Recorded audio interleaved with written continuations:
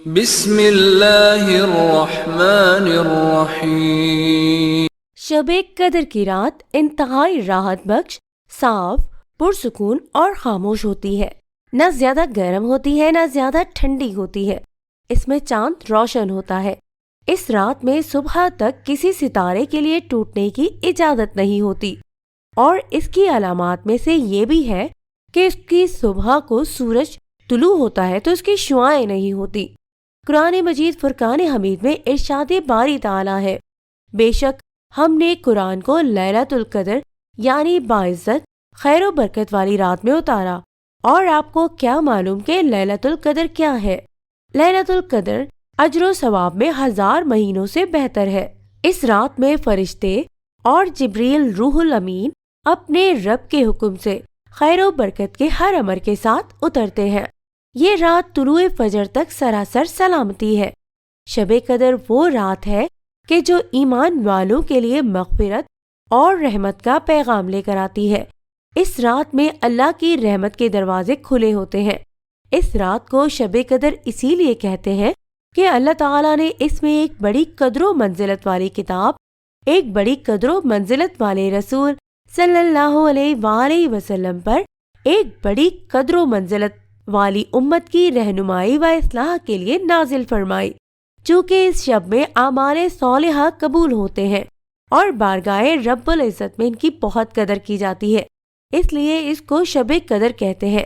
ایک دن جب خاتم النبیین محمد صلی اللہ علیہ وآلہ وسلم نے صحابہ کرام کی مجلس میں بنی اسرائیل کے ایک شخص کا ذکر فرمایا جو 1000 ماہ تک اللہ کی راہ میں دن بھر بغرض جہاد فی سبیل اللہ ہتھیار بند رہتا تھا اور راتوں کو یاد الہی میں قیام کرتا تھا۔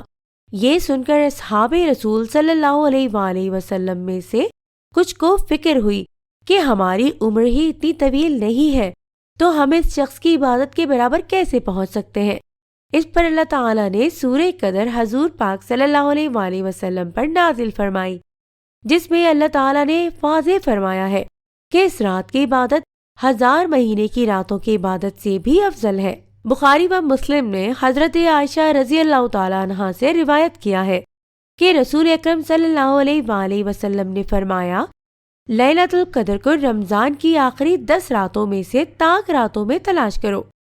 اسی لیے نبی کریم صلی اللہ علیہ وآلہ وسلم ان 10 راتوں میں عبادت کا بڑا اہتمام کرتے تھے، اعتکاف کرتے تھے اور عبادت کے لیے خود بھی جاگتے تھے اور اپنے گھر والوں کو بھی جگاتے تھے۔ شب قدر پوشیدہ کیوں؟ اللہ تعالیٰ اور اس کے پیارے حبیب کا کوئی بھی کام خالی از حکمت نہیں ہوتا، اس کو متعین نہ کرنے میں بھی کئی حکمتیں ہیں، تاکہ مسلمان اس رات کی تلاش میں زیادہ نہیں تو کم از کم 5 تاک راتیں اللہ تعالیٰ کے ذکر اور عبادت میں گزاریں۔ اگر رات متعین کر دی جاتی تو لوگ صرف اسی رات کو جاگتے اور عبادت کرتے، نیز اگر اس رات کو مقرر کر دیا جاتا تو اسے ذکر و عبادت میں گزارنے والے تو اجر عظیم کے مستحق قرار پاتے، لیکن اسے گناہوں میں صرف کرنے والے بھی سنگین سزا میں مبتلا کیے جاتے، کیونکہ انہوں نے شب قدر کو جانتے ہوئے اسے خدا کی نافرمانی میں ضائع کر دیا۔ اس لیے رحمت خداوندی کا تقاضا یہی ہے کہ اسے مستور رکھا جائے، تاکہ اگر کوئی بد نصیب بے خبری میں اس رات کو گناہوں کی بھیٹ چڑھتا ہے تو اسے گناہ 1 رات کا ملے اور جاگنے والے زیادہ راتیں جاگتے رہیں۔ حضرت انس رضی اللہ عنہ سے مروی ہے کہ اللہ کے رسول صلی اللہ علیہ وآلہ وسلم نے ارشاد فرمایا، شب قدر کو جبرائیل امین فرشتوں کے جھرمٹ میں فرش زمین پر اترتے ہیں اور ہر اس شخص کے لیے دعائے مغفرت کرتے ہیں جو کھڑے یا بیٹھے اللہ کو یاد کر رہا ہو۔ اس لیے اس رات کو جتنا ہو سکے رب تعالیٰ کی بارگاہ میں عبادت کرنی چاہیے۔